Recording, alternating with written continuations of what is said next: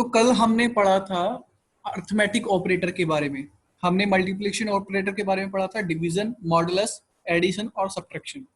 तो ये जो पांचों ऑपरेटर हैं किस तरह के ऑपरेटर हैं? बाइनरी ऑपरेटर हैं।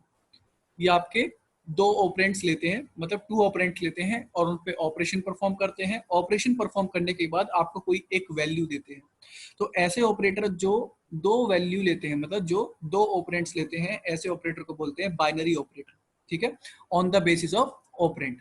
अब यहाँ पर on the basis of operands हमारे जो ऑपरेटर हैं तीन पार्ट्स में कैटेगराइज किए गए थे, यूनरी, बाइनरी और टर्नरी। तो अभी जो हमने पांच ऑपरेटर पढ़े थे, ये किस तरह के ऑपरेटर हैं? सभी के सभी बाइनरी ऑपरेटर। और ये अगर ऑपरेशन के बेसिस पे बोलेंगे किस कैटेगरी में डाले गए हैं, ये डाले गए हैं अर्थमेटिक ऑपरेटर की कैटेगरी में, क्योंकि ये आपके मैथमेटिक्स से रिलेटेड टास्क परफॉर्म करते हैं, जो आप बेसिक मैथमेटिक टास्क परफॉर्म करते हो, एडिशन, सब्ट्रैक्शन। तो आज हम पढ़ेंगे असाइनमेंट ऑपरेटर के बारे में कि असाइनमेंट ऑपरेटर कैसे वर्क करता है। ठीक है, बट उससे पहले हमें जानना है टाइप ऑपरेटर के बारे में कि टाइप ऑपरेटर कैसे वर्क करता है, तभी मैं आपको डिफरेंस बता पाऊंगा कुछ टर्मिनोलॉजी में। तो यहाँ पे आप देखिए टाइप ऑपरेटर कैसा ऑपरेटर है। टाइप ऑपरेटर एक यूनरी ऑपरेटर है। कैसा ऑपरेटर है? Unary operator. ये एक ऐसा ऑपरेटर है जो आपकी एक ऑपरेंट लेता है, मतलब आपकी एक वैल्यू लेता है। तो ऐसा ऑपरेटर जो आपका एक ऑपरेंट लेता है, ऐसे ऑपरेटर को बोलते हैं यूनरी ऑपरेटर। ठीक है, तो इसमें अगर मैं आपको कैटेगराइज करूं तो ये किस कैटेगरी में आएगा? मिसलिनियस ऑपरेटर की कैटेगरी में आएगा।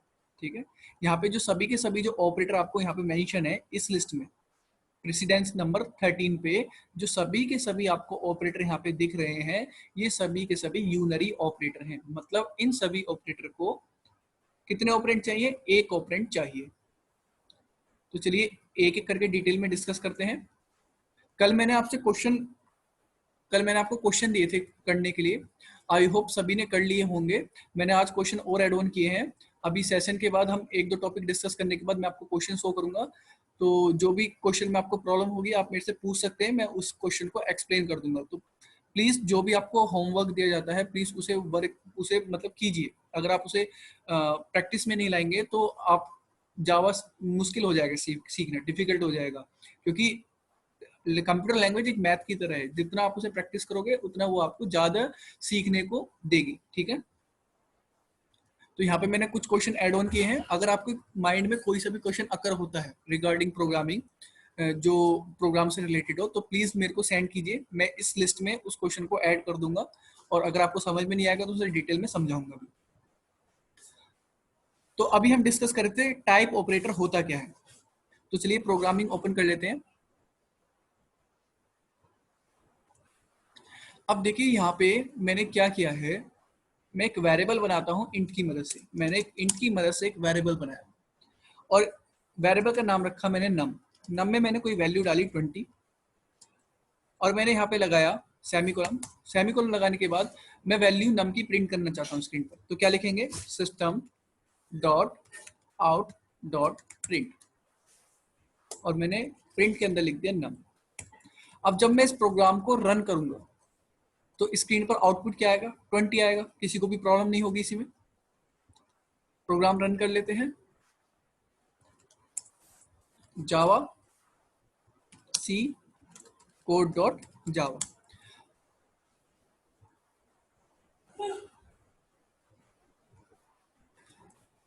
प्रोग्राम हमारा कंपाइल हो चुका है। अब इस क्लास फाइल को हम रन करेंगे जेवीएम में लोड करके, जावा कोड। तो जैसे कि आप देख सकते हैं यहाँ पे हमें आंसर क्या आ रहा है? 20। ठीक है, तो 20 मतलब जो 20 है वो इंटीजर टाइप की वैल्यू है और वो इंटीजर टाइप के वेरिएबल में हमने असाइन कर दी, कोई भी प्रॉब्लम नहीं होगी। बट अगर मैं यहाँ पे लिख देता हूँ 20.89, मैंने इस तरह से कोई नंबर लिख दिया, तो यहाँ पे जो मेरे पास नंबर है वो किस तरह का है? डबल।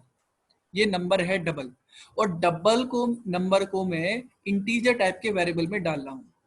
ठीक है, तो जब भी आपका प्रोग्राम रन होता है, तो आपका प्रोग्राम जब रन होता है तो आपका जो प्रोग्राम क्या करता है? डाटा पे मैनिपुलेशन करता है। किस पे मैनिपुलेशन करता है? डाटा पे मैनिपुलेशन। तो जब वो डाटा पे मैनिपुलेशन करता है तो वो एक डाटा के फ्लो को फॉलो करता है। मतलब जो आपका कंपाइलर है वो ये पहले से कंफर्म करके चलता है कि आपका डाटा कहीं पे भी लॉस नहीं होना चाहिए, चाहे वो डाटा उसमें कुछ चीज एड ऑन हो सकती है। मतलब हमारे जो प्रिमिटिव डाटा टाइप है उनका फ्लो एक सेट है। तो सबसे जो बॉटम में आता है वो आता है आपका बाइट, ठीक है। सबसे पहले क्या आता है आपका बाइट, मतलब बाइट जो है आपका मेमोरी में कितने बाइट लेता है, 1 बाइट लेता है। उसके बाद आता है शॉर्ट, मतलब आपका बाइट वैल्यू शॉर्ट में जा सकती है, ठीक है, बट शॉर्ट वैल्यू बाइट में नहीं जा सकती। अगर आप शॉर्ट वैल्यू को बाइट में डालेंगे तो क्या जाएगा, आपको एरर आ जाएगा, ठीक है। तो उसके बाद अगर आपके पास शॉर्ट वैल्यू है तो उसके बाद इंट, ठीक है।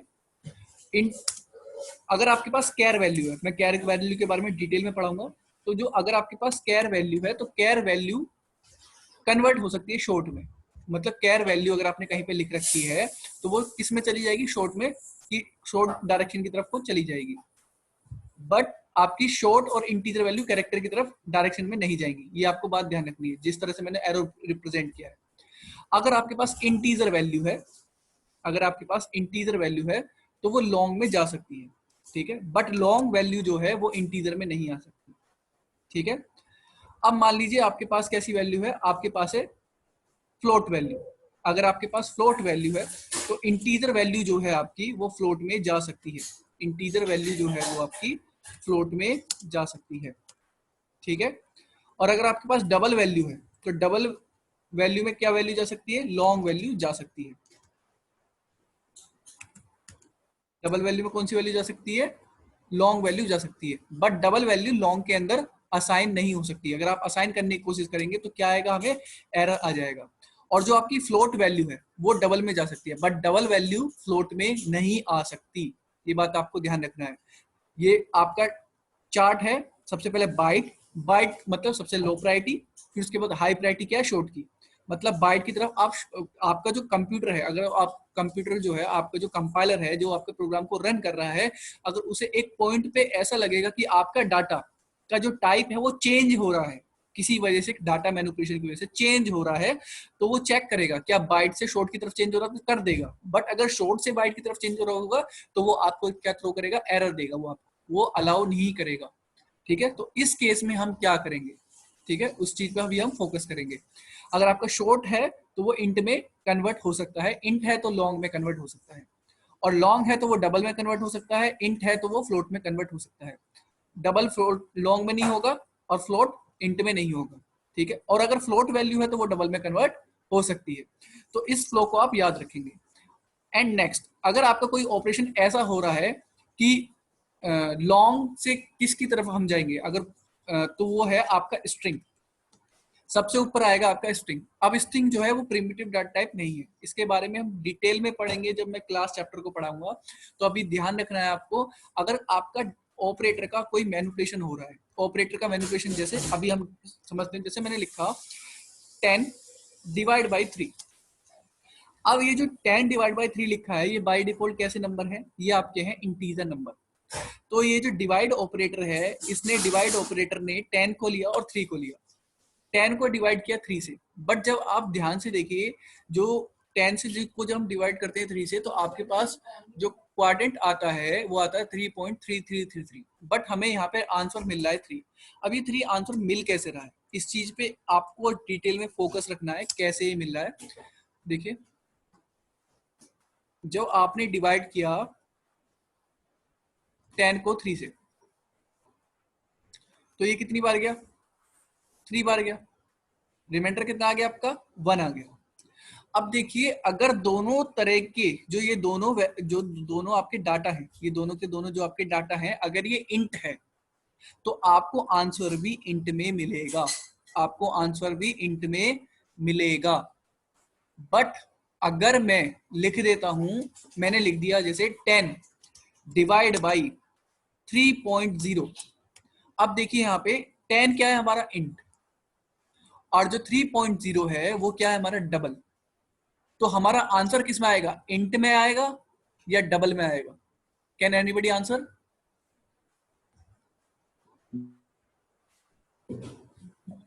डबल। डबल में आएगा, क्योंकि जो मैंने आपको फ्लो समझाया है उसके अकॉर्डिंग हमारा डाटा इंक्रीज हो सकता है, मतलब डाटा में कुछ एडिशन हो सकता है, पर डाटा कभी भी लॉस नहीं होगा। ये आपका प्रोग्राम पहले से ही कंफर्म करके चलता है, मतलब जो कंपाइलर है। अब देखिए यहाँ पे जो है आपका 10 डिवाइड बाई 3.0, ठीक है, मतलब 3.0। तो ये डिवाइड कैसे हो रहा है, आपको एक नंबर मिला है, मतलब डिवाइड को एक नंबर मिला है इंटीजर, एक मिला है डबल, तो आपको आंसर आएगा डबल में। अगर आप एक्चुअल में देखें ये डिवाइड तो पूरा कर रहा है, मतलब 3.3, ठीक है, यहाँ पे 3 मतलब बिहाइंड द सीन ये पूरा का पूरा ऑपरेशन परफॉर्म कर रहा है। बट जब आपने लिखा था 10 डिवाइड बाई 3 तो दोनों के दोनों इंटीजर थे, तो इसलिए आपको ऑपरेटर ने ओनली इंटीजर पार्ट रिटर्न किया, इसलिए आपको डेसिमल पार्ट आंसर में नहीं आया। बट अगर आपने लिखा डबल और एक लिखा इंट, तो जो डबल है वो उसकी हाई प्रायोरिटी है, तो आपको आंसर आएगा डबल में, आपको आंसर आएगा डबल में। तो आपका आंसर क्या आएगा अब 3.33, ठीक है, 3.33। ये कुछ डेसिमल प्लेस तक आ सकता है, नियर अबाउट 6 डेसिमल प्लेस तक आएगा, देख लेंगे हम कितने डेसिमल प्लेस तक आएगा। तो ये सभी के क्लियर हुआ ये कैसे वर्क कर रहा है? Yes sir. ठीक है, अब देखिए यहाँ पे एग्जाम्पल ले लेते हैं, प्रोग्रामेटिकली समझते हैं। यहाँ पे जो है मैंने एक एग्जांपल ले लेते हैं सिंपली। पहले मैंने लिखा डबल, ठीक है, डबल की मदद से एक वेरिएबल बनाते हैं, DOUBLE डबल। डबल की मदद से मैंने एक वेरिएबल बनाया नम नाम का। अब नम नाम का वेरिएबल बनाया मैंने, इसमें वैल्यू डाली 2। अब ये 2 वैल्यू कैसी है, ये बाय डिफॉल्ट मेमोरी में 4 बाइट ऑफ स्पेस ले रही है। तो ये किस रूल से 2 क्या है, फिर आपका इंट में कंसीडर किया जाएगा। अगर आपका बाय डिफॉल्ट मेमोरी का जो बफर है वो 1 बाइट का होता तो क्या मानते आप, इस वैल्यू को बाइट मानते। बट बाय डिफॉल्ट आपका जो साइज होता है बफर में वो होता है 4 बाइट का। तो इसलिए ये किस तरह की वैल्यू है, ये आपकी है इंटीजर वैल्यू।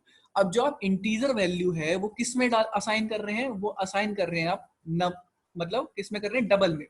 अब डबल की जो है हाई प्रायोरिटी है, देखिए ध्यान से देखिए, डबल की जो है हाई प्रायोरिटी है, तो वो इसमें असाइन हो जाएगा, वो इसमें इजीली असाइन हो जाएगा, आपको कोई भी एरर नहीं आएगा।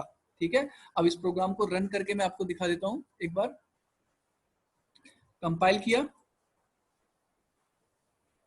रन किया, आपको आ गया 2.0। ठीक है, अब ये 2.0 आया कैसे, देखिए इस चीज को समझेंगे। यहाँ पे जो ऑपरेटर है, कौन सा ऑपरेटर लग रहा है, असाइनमेंट ऑपरेटर। असाइनमेंट ऑपरेटर ने नम को लिया, नम एक वेरिएबल है, और एक कांस्टेंट वैल्यू ली। तो जो नम वेरिएबल है वो है डबल टाइप का, और जो टू वैल्यू है वो कैसी वैल्यू है, इंटीजर वैल्यू।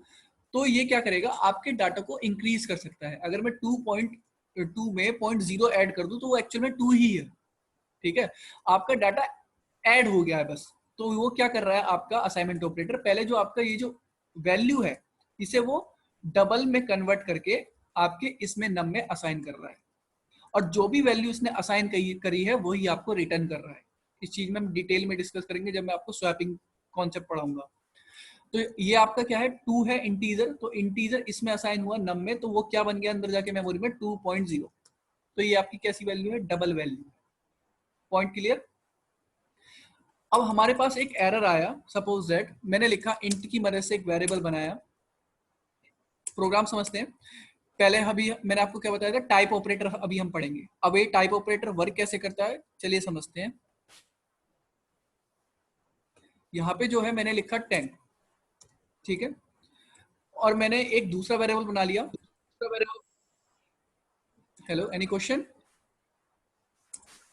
मैं लिखा 10 डिवाइड बाई 3। अब 10 डिवाइड बाई 3 लिखा तो आंसर क्या आया, कंपाइल करते हैं। तो आंसर आया आपको 3, मतलब आंसर भी किस तरह का आया आपको, आंसर भी आपको इंटीजर ही टाइप का आया।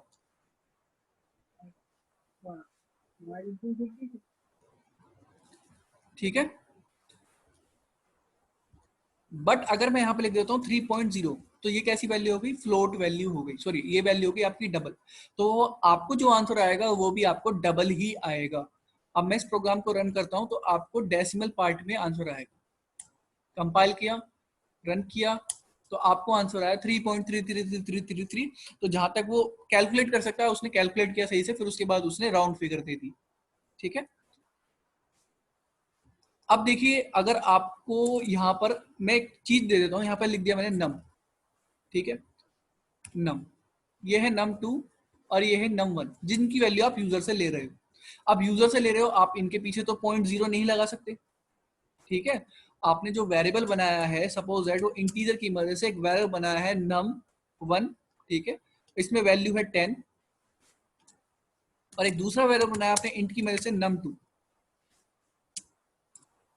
दूसरी दूसरा वेरिएबल बनाया num2, उसमें आपने असाइन कर रखा है 3, मतलब आपने यूजर से इनको ही इनपुट लिया है। जब मैं इस प्रोग्राम को रन करूंगा तो num1 भी इंटीजर है और num2 भी इंटीजर है वैल्यू, तो जो आपका आंसर आएगा वो भी इंटीजर में आएगा, वो भी आपका आंसर किस तरह पे आएगा, वो भी इंटीजर में आएगा।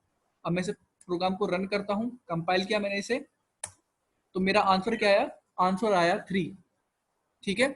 अब मुझे आंसर चाहिए 3.33, मतलब मुझे एक्चुअल वैल्यू चाहिए, जो एक्चुअल में डेसिमल प्लेस तक जो आंसर हमारा जाता है। यहाँ पे अब आप इसके पीछे 0.0 नहीं लगा सकते क्योंकि आपका एरर आ जाएगा। तो इस केस में आप क्या करेंगे, तो इस केस में आपको किसी भी एक वैल्यू को आपको क्या बनाना पड़ेगा, या तो फ्लोट या डबल, ठीक है ना, ताकि आपका आंसर उसी टाइप के वैल्यू में आए। तो बताइए किसको बनाऊं मैं, डबल, num1 को num2 को, चलिए num1 को बना लेते हैं। तो उस केस में हमारे लिए हेल्प करता है टाइप ऑपरेटर। टाइप ऑपरेटर एक ऐसा ऑपरेटर है, यूनरी ऑपरेटर, जो कि एक ऑपरेंड लेता है, तो ये एक ऑपरेंड पे काम करेगा। तो आप किसी भी एक पे ये वाला यूनरी ऑपरेटर लगा दीजिए। अब इसे आप लगाएंगे कैसे, जैसे मैंने लिखा num1 पे मैंने टाइप ऑपरेटर लगाया, तो आप ब्रैकेट पैरेंथेसिस ओपन करेंगे, इसके अंदर लिखेंगे टाइप, जिस टाइप में आप चेंज करना चाहते हैं अपनी वैल्यू को, तो मैंने लिखा डबल। अब यहाँ पे मैंने लिख दिया डबल। तो ये वर्क कैसे कर रहा है, देखो मैं इसे अगर यहाँ पे कॉपी कर लेता हूँ नीचे, तो ये आपका कुछ इस तरह से वर्क कर रहा है। जो num1 है, num1 में वैल्यू क्या है 10, तो इसका मतलब यहाँ पे क्या लिखा है 10। जो num2 है उसमें क्या वैल्यू 3। अब देखिए यहाँ पे कितने ऑपरेटर हैं, यहाँ पे एक ऑपरेटर है डबल और एक ऑपरेटर है आपका डिवाइड, ठीक है। अगर आप लिस्ट में देखेंगे, प्रेसिडेंस की लिस्ट में, तो कौन सा ऑपरेटर पहले सोल्व हो रहा है, डिवाइड या टाइप ऑपरेटर। आपका सोल्व हो रहा है पहले टाइप ऑपरेटर, क्योंकि प्रेसिडेंसी टाइप ऑपरेटर की हाई है as compare to divide operator. तो ये आपका सोल्व होगा पहले। अब इस डबल ने 10 को लिया, 10 कैसी वैल्यू, इंटीजर, तो ये 10 को लेगा और आपको कैसी वैल्यू रिटर्न कर देगा, डबल। तो इसने 10 को लिया और इसे डबल में कन्वर्ट कर दिया, 10.0, ठीक है। अब यहाँ पे आपके एक डबल वैल्यू है, एक इंटीजर वैल्यू है। अब डिवाइड ने एक डबल को लिया, एक इंटीजर को लिया, तो आपको आंसर क्या दे दिया, 3.33333। तो आपका आंसर अब क्या आएगा, 3.333। आई होप सभी के क्लियर हो गया होगा टाइप ऑपरेटर का वर्क क्या है। कंपाइल किया, रन किया, ठीक है। अब देखिए किसी पॉइंट पे आपके सामने एक प्रॉब्लम आ जाती है। मैंने एक num1 की मदद से एक वेरिएबल बनाया है, num1 की मदद से एक वेरिएबल बनाया है, और इसमें मैंने वैल्यू डाल दी 45.89। अब ये कैसे भी असाइन हो सकती है, कैलकुलेट होकर असाइन हो सकती है, बट यहाँ पे जो आपके पास जो कैलकुलेट होकर जो वैल्यू आ रही है वो है फ्रैक्शन वैल्यू, मतलब जिसमें डेसिमल पार्ट है, और ये है आपकी क्या में इंटीजर वेरिएबल। तो इंटीजर वेरिएबल में आपकी डबल वैल्यू कैसे असाइन हो जाएगी, हमें क्या मिलेगा, एरर मिलेगा इस रूल के अकॉर्डिंग, क्योंकि यहाँ पे इंटीजर पार्ट है आपका 45, और ये आपका एक्स्ट्रा पार्ट जो है, मतलब ये जो एक्स्ट्रा जो डाटा है वो आपका लॉस हो रहा है। तो कभी भी आपका कंपाइलर ये नहीं चाहेगा कि आपका डाटा लॉस हो during the any kind of manipulation, data manipulation. तो यहाँ पे हमें फोर्सफुली इस डाटा को कन्वर्ट करना पड़ेगा इंट में, तब जाके ये हमारा डाटा इसमें असाइन होगा। तो हम इसे कन्वर्ट कैसे करेंगे, इसके आगे हम लगाएंगे यूनरी ऑपरेटर, कौन सा वाला, टाइप ऑपरेटर। तो इसके आगे हमने लिख दिया इंट। अब ये क्या होगा, ये हमारा कैसे वर्क कर रहा है, यहाँ पे अगर आप इस चीज पे फोकस करें इतने पार्ट पे, ये आपका कुछ इस तरह से है, ठीक है। यहाँ पे आपके दो ऑपरेटर हैं, एक असाइनमेंट ऑपरेटर और एक यूनरी टाइप ऑपरेटर। तो आपका कौन सा ऑपरेटर पहले सोल्व हो रहा है, आपका पहले सोल्व हो रहा है यूनरी ऑपरेटर। असाइनमेंट ऑपरेटर देखिए सबसे लो प्रायोरिटी है, सबसे लास्ट में सोल्व होता है असाइनमेंट ऑपरेटर, ठीक है। अब यहाँ पे आपका इंट सोल्व होगा, तो इंट ने डबल वैल्यू को लिया और आपको इंट वैल्यू दे देगा 45। फिर उसके बाद आपका असाइनमेंट ऑपरेटर सोल्व हो रहा है, असाइनमेंट ऑपरेटर ने num1 में क्या डाल दिया, 45 असाइन कर दिया। तो num1 की वैल्यू क्या होगी मेमोरी में, 45, और जो भी वैल्यू असाइन करी है वही वैल्यू रिटर्न कर देगा। तो एक्चुअल में आपका ये रिटर्न होकर ये लिखा हुआ है बस। बट आपके मेमोरी में 45 असाइन हो चुका है। अब नेक्स्ट लाइन में आप num1 की वैल्यू प्रिंट कर रहे हैं तो आपको स्क्रीन पर आंसर क्या आएगा 45। कंपाइल करते हैं, रन करते हैं, तो आपको आंसर क्या गया 45। कोई प्रॉब्लम किसी को भी?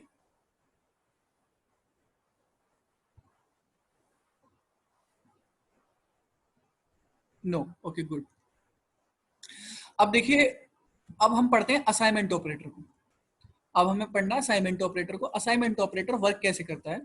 अभी मैंने आपको टाइप ऑपरेटर पढ़ाया, सभी के क्लियर हो गया होगा। अभी तक हमने टाइप ऑपरेटर, आप मल्टीप्लिकेशन, डिवीजन, मॉडुलस, प्लस मतलब एडिशन और सब्ट्रैक्शन ऑपरेटर को पढ़ लिया है। किसी को भी इस टॉपिक में प्रॉब्लम नहीं होनी चाहिए, जो मैंने पढ़ा दिए हैं प्लीज आप उन पर क्वेश्चन जरूर कीजिएगा। अब देखिए यहाँ पे देखिए ध्यान से, असाइनमेंट ऑपरेटर। असाइनमेंट ऑपरेटर में आपके पास है एक इक्वल टू का साइन, इसे आप इक्वल टू नहीं बोलेंगे, इसे बोलेंगे आप simply assignment operator. Assignment operator plus assignment, ठीक है, addition, subtraction assignment, multiplication assignment, divide assignment, modulus assignment, इन सभी ऑपरेटर का आपको मतलब एक बार में पता चल जाएगा। अभी मैं समझा दूंगा, पहले इसे समझते हैं असाइनमेंट ऑपरेटर कैसे वर्क करता है।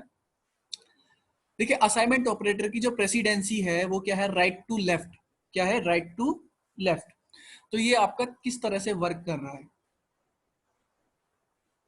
देखिए एक मैं num1 की मदद से एक वेरिएबल बनाया, एक इंटीजर की मदद से num2 की मदद से वेरिएबल बनाया, एक इंटीजर की मदद से मैंने num3 की मदद से वेरिएबल बनाया। मैंने 3 वेरिएबल बनाए। उसके बाद मैंने वेरिएबल की वैल्यू प्रिंट स्क्रीन पर करी, प्लस यहाँ पे आप num2 लिखा, num2 प्लस यहाँ पे स्पेस दे दिया, फिर उसके बाद क्या लिखा मैंने num3। अभी आपका आंसर क्या आएगा, देखिए मैं इसमें वैल्यू असाइन करना चाहता हूँ। अगर मैं इस प्रोग्राम को अभी रन करूंगा तो मेरे को क्या मिलेगा, मेरे को मिलेगा एरर, क्योंकि मैंने किसी भी वेरिएबल में कोई भी वैल्यू असाइन नहीं की है। मैंने आपको पढ़ाया था, अगर आपने वेरिएबल में वैल्यू असाइन नहीं की है तो आपको क्या मिलेगा, एरर। आपको पहले वेरिएबल में वैल्यू असाइन करनी पड़ेगी अगर आप उसका यूज करना चाहते हैं तो मैंने यहाँ पे वेरिएबल में वैल्यू डाली। अब मुझे वेरिएबल में, तीनों वेरिएबल में वैल्यू डालनी है 10, तो मेरे को क्या लिखना होगा, num1 असाइनमेंट ऑपरेटर 10, ठीक है, num2 assignment operator 10, num3 assignment operator 10। तो हमारे क्या हो रहा है, यहाँ पे num1 में वैल्यू जा रही है 10, क्योंकि जो राइट हैंड पे वैल्यू है असाइनमेंट ऑपरेटर उसे लेफ्ट हैंड के वेरिएबल में डाल देता है। तो आपको ये बात ध्यान रखनी है कि आपके लेफ्ट हैंड साइड में हमेशा वेरिएबल होना जरूरी है। अगर आपके असाइनमेंट ऑपरेटर में लेफ्ट हैंड साइड में वेरिएबल नहीं है तो आपको क्या मिलेगा, एरर मिलेगा।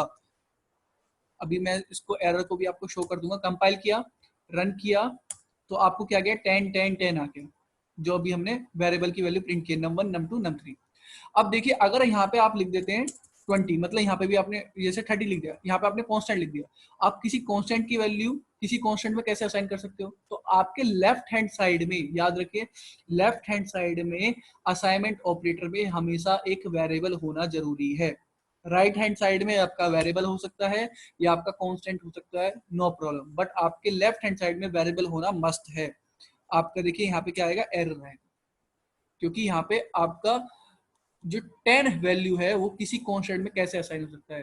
तो असाइनमेंट ऑपरेटर का काम है कि वो किसी मेमोरी स्पेस में आपका डाटा पुट कर रहा है, तो आपका यहाँ पे कोई मेमोरी स्पेस मेंशन नहीं है, तो यहाँ पे आपको वेरिएबल का नाम ही लिखना है। तो ये पॉइंट आपका क्लियर हो गया होगा असाइनमेंट ऑपरेटर का कैसे यूज करते हैं। अब देखिए असाइनमेंट, मुझे यहाँ पे 3 लाइन लिखनी पड़ रही है, num1 num2 num3। मैं इसे डायरेक्ट इस तरह से भी लिख सकता हूँ, num1 मैं लिखा num2 assignment operator num3 assignment operator में लिखा 30। अब 30 लिखा, प्रोग्राम को रन करते हैं, आंसर क्या आ जाएगा, मेरे को 30 आ जाएगा। बट एक्चुअल में कैसे वर्क कर रहा है, इस पर भी डिटेल, अब इस पे फोकस करते हैं, प्लीज इसको लाइन को समझना आप। देखिए ध्यान से देखिए, इस लाइन को अगर मैं यहाँ पे नीचे मेंशन कर दूं तो यहाँ पर कितने ऑपरेटर हैं, यहाँ पे हैं आपके 3 ऑपरेटर। यहाँ पे आपके कितने ऑपरेटर हैं, आपके 3 ऑपरेटर हैं। अब 3 ऑपरेटर हैं, तीनों की प्रेसिडेंसी जो है सेम है, क्योंकि तीनों के तीनों क्या है, आपके असाइनमेंट ऑपरेटर हैं। तो जब भी प्रेसिडेंसी सेम होती है तो आप वहां पे क्या चेक करेंगे, एसोसिएटेड रूल। मतलब एसोसिएटेड रूल आपके ऑपरेटर का सोल्व होने का डायरेक्शन क्या है। तो आप देखेंगे एसोसिएटेड रूल जो है इसका राइट टू लेफ्ट। तो राइट टू लेफ्ट मतलब क्या हुआ आपका, आपका इस डायरेक्शन में। तो इस डायरेक्शन में आपका कौन सा ऑपरेटर पहले पड़ रहा है, आपका ये वाला असाइनमेंट ऑपरेटर। तो ये किस तरह से सोल्व होगा, देखिए। तो ये आपका इस तरह से सोल्व होगा। सबसे पहले 30 किस में जा रहा है, num3 में जा रहा है। 30 किस में जा रहा है, num3 में। तो मैं यहाँ पे num3 नाम का एक वेरिएबल बना देता हूँ। num3 की वैल्यू क्या हो जाएगी, 30 मेमोरी में हो जाएगी। तो ये 30 असाइनमेंट ऑपरेटर ने num3 में असाइन किया, और जो भी असाइन किया वही क्या कर दिया, रिटर्न कर दिया। तो ये आपका num3 में 30 असाइन हो गया। अब देखिए कितने ऑपरेटर बचे, अब आपके बचे 2 ऑपरेटर। अब आपके 2 ऑपरेटर बचे।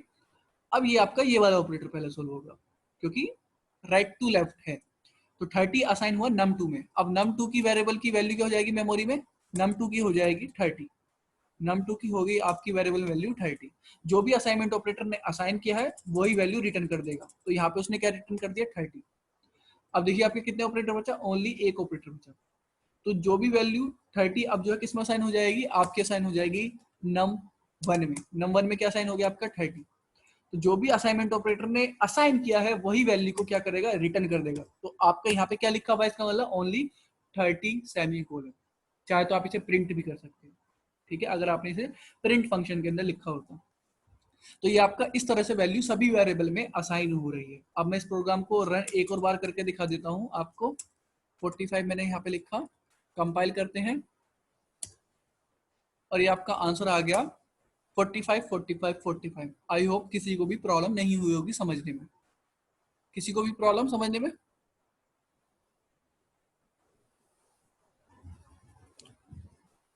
Does anybody have problem? No, okay good. अब देखिए एक चीज पे फोकस करते हैं जरा। मैंने एक वेरिएबल बनाया num1 की मदद से। मैंने एक वेरिएबल बनाया num1 की मदद से, ये है इंटीजर टाइप का वेरिएबल। इसमें मैंने वैल्यू डाल रखी है 10। इसमें मैंने वैल्यू असाइन करी 10। अब वैल्यू मैंने असाइन करी इसमें 10, मेरे को इसमें 3 ऐड करना है। तो आपको क्या करना पड़ेगा, मतलब 3 ऐड करने वाला, इसमें आपको 3 ऐड करके वही वैल्यू नम में असाइन कर देनी है। तो आपको क्या करना पड़ेगा, num1 असाइनमेंट ऑपरेटर, फिर आपको क्या लिखना पड़ेगा, num1, मतलब जो पहले से वेरिएबल में वैल्यू है, ठीक है। फिर उसके बाद आप क्या लिखेंगे, प्लस, फिर उसके बाद आप लिखेंगे 3। जब आप इस चीज लाइन को लिखेंगे तब आपको आंसर आएगा 13। तो ये आप कैसे वर्क कर रही है लाइन, सबसे पहले आपका सोल्व हो रहा है प्लस ऑपरेटर। तो प्लस ऑपरेटर सोल्व हो रहा है, num1 की वैल्यू क्या है मेमोरी में, 10। तो इसका मतलब यहाँ पे लिखा हुआ है 10। तो 10 प्लस 3 कितना हो गया आपका, हो गया 10 प्लस 3 13। तो यहाँ पे इसका मतलब लिखा हुआ है 13। अब 13 आपका किसमें साइन हो रहा है, num1 में। तो num1 की वैल्यू अब मेमोरी में क्या हो जाएगी, num1 की जो वैल्यू थी पहले वो मेमोरी में थी 10, अब वो मिट कर कितनी हो जाएगी, 13 हो जाएगी, क्योंकि असाइनमेंट ऑपरेटर ने क्या असाइन कर दिया है, 13 असाइन कर दिया है। तो जब आप इस प्रोग्राम को रन करेंगे तो आपको स्क्रीन पर आंसर आएगा 13। आपको आंसर क्या आएगा, 13। कंपाइल किया, रन किया, 13। अब इस कॉन्सेप्ट को हम समझ क्यों रहे हैं, क्योंकि ये तो बहुत ईजी चीज है जो मैंने अभी बताई है। ये तो सब जानते हैं, प्लस कर दिया तो 13 आ गया। बट देखिए मान लीजिए आपका जो वेरिएबल है num1 नाम से, अभी इसमें कितने कैरेक्टर हैं, 4। ये 4 कैरेक्टर से मिलके बना हुआ है, मतलब 4 कैरेक्टर सेट से मिलके बना हुआ है। आपने वेरिएबल का नाम बहुत लंबा रख रखा है, जिसमें मान लीजिए 10-20 कैरेक्टर का वो वर्ड है। तो आपको अगर यहाँ पे एक ये लाइन लिखनी है तो इसके लिए आपको पहले वेरिएबल का पूरा नाम लिखना पड़ेगा, फिर असाइनमेंट ऑपरेटर, फिर दोबारा से वेरिएबल का नाम लिखना पड़ेगा, फिर उसके बाद प्लस, फिर उसके बाद वो आपको वैल्यू लिखनी पड़ेगी जो आपको ऐड करनी है। अब आपके सामने ये प्रॉब्लम क्यों अकर हो रही है, कि यहाँ पे प्रॉब्लम आपके सामने क्यों अकर हो रही है, मतलब प्रॉब्लम तो कोई अकर नहीं हो रही, मतलब आपको क्या प्रॉब्लम यहाँ पे फील हो रही है कि आपको टाइम एफर्ट लगाने पड़ रहे हैं। मतलब जो आपने वेरिएबल की वैल्यू जो आपने वेरिएबल का नाम लिख दिया वो आपको दोबारा लिखना पड़ रहा है। जो प्रोग्रामर होते हैं वो होते हैं आलसी। आलसी कहने का मतलब नहीं है कि आप प्रोग्राम टाइप करना भूल जाओगे या प्रोग्राम टाइप करना छोड़ दोगे। मतलब आलसी कहने का मतलब ये है, कोई आपका कोई काम है तो आप उसे लेस नंबर ऑफ स्टेप में परफॉर्म करना आना चाहिए, ठीक है। आपको कोड कम लिखने की आदत होनी चाहिए, मतलब कोड कम लिखो पर काम पूरा होना चाहिए। तो जब मैंने num1 एक बार लिख दिया तो मैं दोबारा क्यों लिखूं, तो इसके लिए जावा में आपके पास है शॉर्ट हैंड ऑपरेटर, जिन्हें हम बोलते हैं असाइनमेंट ऑपरेटर ही होते हैं, जो आपके शॉर्ट हैंड ऑपरेटर यहाँ पे मेंशन है। Addition assignment operator, subtraction assignment operator. मैं इसमें से आपको प्लस का यूज बता दे रहा हूँ, आपको सभी का यूज समझ में आ जाएगा, ठीक है। अब ये प्लस कैसे काम करता है देखिए, अगर मैंने यहाँ पे लिख दिया बस प्लस असाइनमेंट ऑपरेटर 3, तो इसका मतलब क्या है, ध्यान से प्लीज फोकस कीजिएगा। इसका मतलब है कि आपने लिखा हुआ है नम असाइनमेंट, मतलब ये जो असाइनमेंट है असाइनमेंट, ठीक है। प्लस का मतलब है इसी नम में प्लस करना है, ठीक है, इसी नम वन में क्या करना है, प्लस करना है, नम वन प्लस, इसका मतलब इसका मतलब है एक्चुअल में ये जो इतना मैंने लाइन लिखा है। अब उसके बाद आपका क्या लिखा है 3, तो इसका मतलब यहाँ पे लिखा हुआ है 3 सेमीकोलन। तो ये जो आपने पूरा इक्वेशन लिखा था उसका शॉर्ट हैंड है आपका प्लस असाइनमेंट ऑपरेटर। तो ये है आपका एडिशन असाइनमेंट ऑपरेटर, तो इसका आपका ये यूज है। अब इस प्रोग्राम को आप रन करेंगे तो इसका मतलब जो आपके मेमोरी में 10 वैल्यू है पहले से ही, उसमें 3 ऐड हो रहा है, जो भी ऐड हो गया है 13 वही वापस असाइन हो जा रहा है किसमें, num1 नाम के वेरिएबल में। जब आप इस प्रोग्राम को अब रन करेंगे तो आपको आंसर आएगा 13। प्रोग्राम को रन कर लेते हैं, मैं इस वैल्यू को चेंज कर देता हूं, इसमें मैंने डाला 5, तो आंसर क्या आना चाहिए, 15 आना चाहिए। कंपाइल करते हैं, कंपाइल कर दिया, 15 आ गया। सभी को क्लियर शॉर्ट हैंड का कैसे यूज करते हैं, तो आई होप सभी की ये क्लियर हो गया होगा। प्लस एडिशन असाइनमेंट ऑपरेटर का यूज क्या है, और सब्ट्रैक्शन असाइनमेंट ऑपरेटर का यूज क्या है, मल्टीप्लिकेशन असाइनमेंट ऑपरेटर का, डिवीजन, ओके सभी के क्लियर है। अब एक चीज और ध्यान दीजिए, बस एक स्लाइटली डिफरेंस है दोनों चीजों में, देखिए प्लीज इस चीज पे फोकस रखिएगा। मैंने अगर लिखा है num1, मैं लिखा num1 assignment operator num1 plus में 5, ठीक है, फिर मैं लिखा num1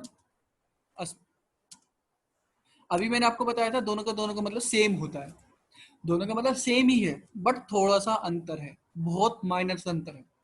उस माइनर से अंतर पे प्लीज फोकस कीजिएगा सभी के सभी, ठीक है।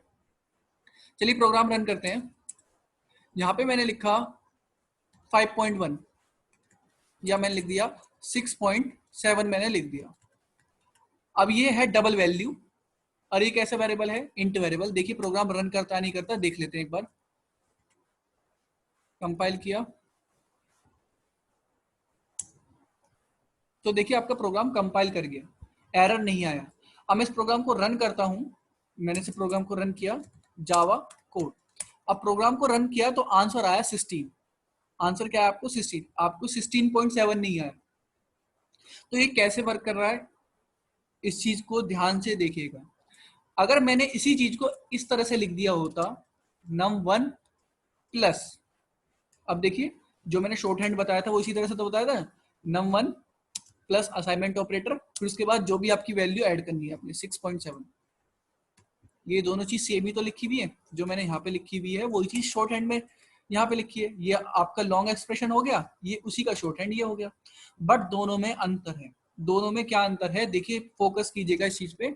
यहाँ पे आपके num1 की वैल्यू क्या है 10, ठीक है, तो 10 है, और 10 और 6.7 कितना हो गया, ये आपका इंटीजर है, ये आपका डबल वैल्यू है, तो ये वैल्यू क्या हो गई आपकी 10.67, सॉरी 16.7। अब 16.7 कैसी वैल्यू है, डबल वैल्यू। अब डबल वैल्यू जब इंटीजर में असाइन होगी तो आपको क्या आएगा, एरर मिलेगा। इस लाइन में आपको क्या मिलेगा, एरर मिलेगा। ये आपकी लाइन आपको क्या देगी, एरर देगी। बट यहां पर क्या हो रहा है, हमारा सेशन एंड होने वाला है, मैं आपको लिंक प्रोवाइड कर दूंगा, प्लीज रीज्वाइन कर लेना दोबारा से। डिटेल में मैं नेक्स्ट सेशन में समझाता हूँ कि ये कैसे वर्क कर रहा है। अगर किसी को कोई क्वेश्चन तो चैट में डाल सकता है अभी।